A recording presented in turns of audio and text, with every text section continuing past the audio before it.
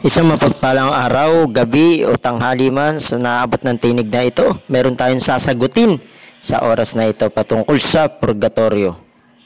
Kung ang sasabihin sa mga anti-Catholic, langit lang at emperno, wala na talagang purgatorio. Sige, palagay natin. Anong tawag ninyo sa Marcos 9:49 nang sinabi ng ating Panginoong Hesus na sapagkat ang bawat isa ay dadalasayin sa apoy?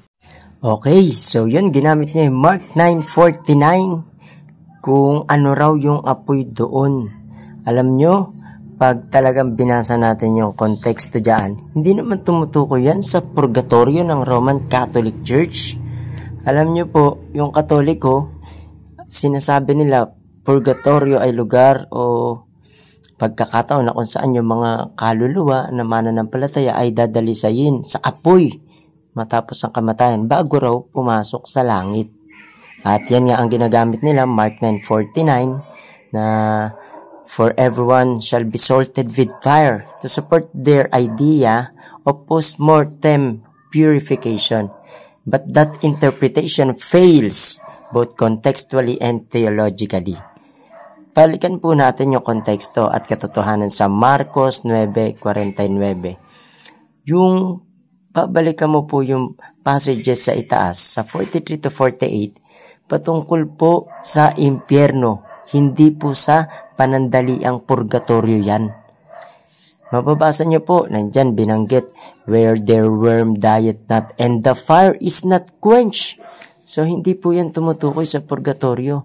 That describes hell and not a temporary purgatory. Sa Mark 9:49 naman, everyone shall be salted with fire.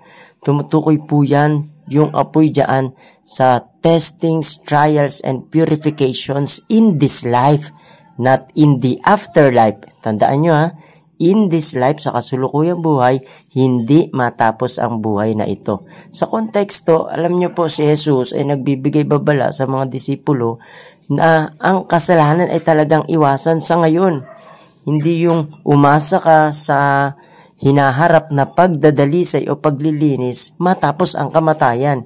Kasi ang apoy ay tumutukoy pagdating sa mga mananampalataya bilang hukom na to purify them through trials. That is for the believers. Wala pong binanggit dyan na middle state o purgatory between heaven and hell. So, tatandaan nyo, no intermediate state after death, no purgatory. There's no third place na kung saan bukod pa sa heaven and hell. Tandaan nyo po yan. At yung sakripisyo ni Kristo Jesus ay kumpleto ng nagdadalisay. Hebrews 1:3, when He had by Himself purged our sins. Kung may maglilinis at magdadalisay sa atin ay sa pamamagitan ni Kristo Jesus, yung kanyang dugo na dumanak doon sa krus ng Kalbaryo ang nag-aalis, naglilinis ng ating kasalanan. Not the post-death suffering na matapos ang kamatayan ay doon pa magdurusa dadalisayin. Sablay po yan sa Biblia. Pangatlo, tandaan ninyo, believers are also purified.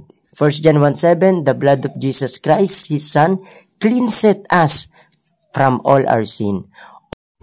And also, the fire of trials is for the living, not the dead. Makikita nyo naman sa konteksto. In 1 Peter 1:7, that the trial of your faith being much more precious than of gold that perisheth, though it be tried with fire.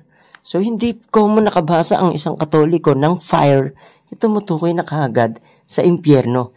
These fires happen during earthly life.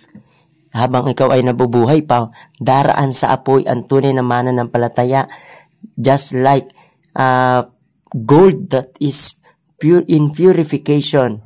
And that is for sanctification and not salvation. Yung fire na dinaraanan ng isang mananampalataya.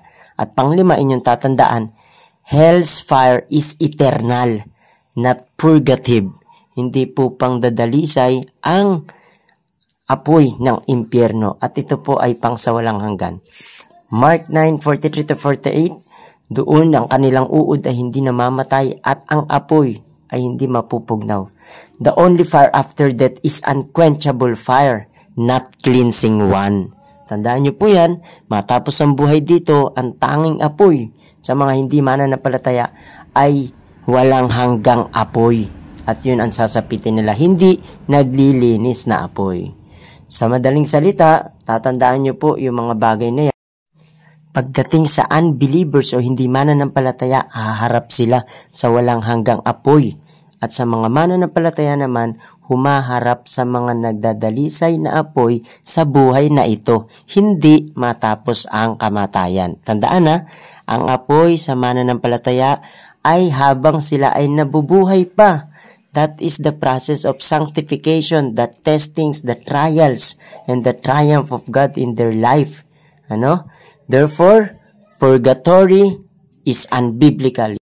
To summarize our lesson for today or for tonight, contextually, yung fire na ginamit sa Mark 9:49, it represents both divine judgment and divine purification. Ibig sabihin, sa mga makasalanan, hindi sumampalataya, ito'y kahatulan.